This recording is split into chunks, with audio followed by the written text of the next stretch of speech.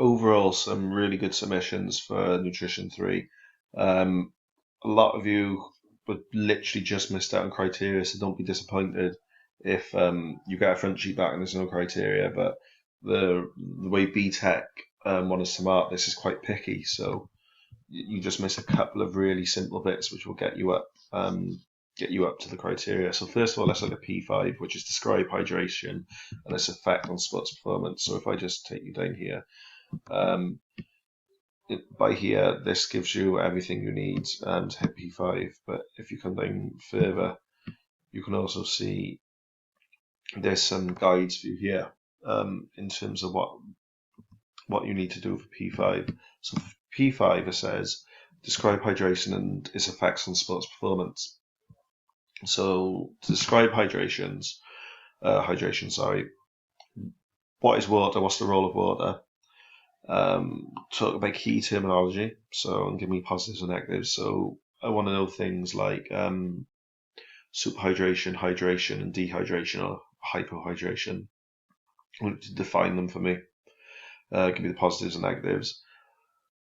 What is really, really key is you need to give me a relation to sport and performance. So you can either give me the fluid strategy, which we did in class, so drinking X amount of water, 15 to 20 minutes before performance, blah, blah, blah, or talking about sports drinks. That is how you relate in hydration to sport and performance. And that will get you P5. So P5 is not too bad. For P7, so you need to pick an athlete and you need to produce a 2-week diet for them. It needs to be an appropriate 2-week diet. So first of all, give me an introductory profile. So who's your athlete? What's their standard? Their gender, their age, their weight, things like that. Then I want you to give me a nutritional strategy for them. Now you're going to do that through telling me about the time of the season they're in. So due to the time of the season, what is their nutritional strategy? I want to know the energy demands of the sport. So this is where you've got to use the Schofield calculation again. So show me your workings like you did in Nutrition 2. So use the Schofield calculation to give me their BMR.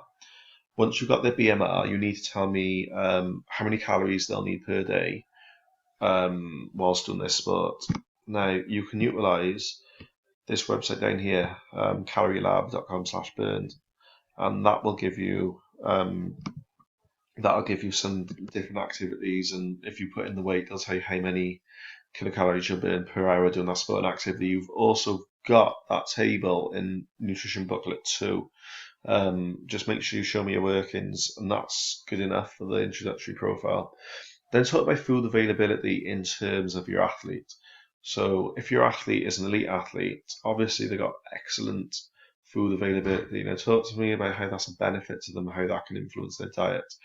If they're a non-elite athlete, how can that impact their diet potentially negatively? We've already talked about energy requirements and just overall nutritional strategy.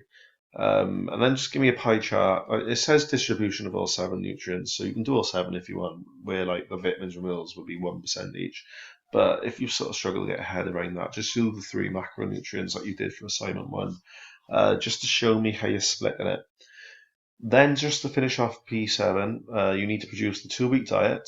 So use eatthismuch.com, which is the link is further down by here.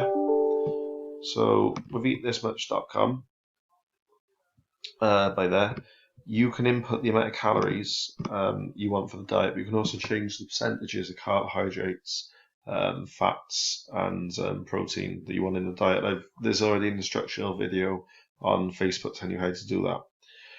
Produce the 2-week diet from that, so you can just print screen and regenerate the diet every 14 times in total. What a lot of you have missed out to get P7 is you're not telling me how much fluid your athlete needs per day. Now, if you look at the up here, produce 2-week for a selected performer for a selected sport and activity. A 2-week diet includes a fluid strategy, so you must include full fluid requirements of that athlete. Just put that in. If you wanted to put each day, I recommend that my athlete have 3 liters of water. That would be good enough, but you just have to make sure you mention fluids. Then just make sure you get P7. You just need a description of your diet, which can be quite brief for P7.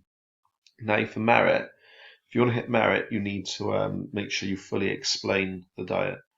So explain your food choices. So what do the foods do? Link into the macronutrients, and how that can benefit sporting performance. So talk about like low glycemic index, high glycemic index. Talk about the effect of protein, the effect of fats, but also consider things like the effect of vitamins, minerals, also fiber and water. You need to describe all these things.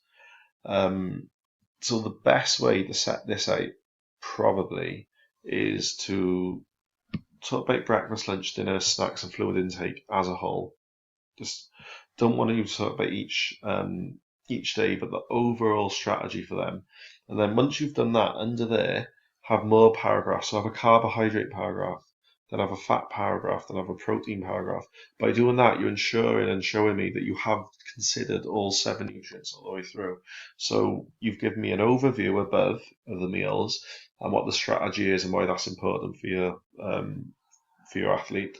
But what you've also done is show me your knowledge of all 7 nutrients and how each of them are in your diet. So literally you could say, as you can see on the second Thursday for lunch, I've given my athlete blah, blah, blah. This is an example of vitamin A and this helps blah, blah, blah. So that would work really, really well. Now for the distinction, it says justify. So you need to tell me what the impact on performance will be.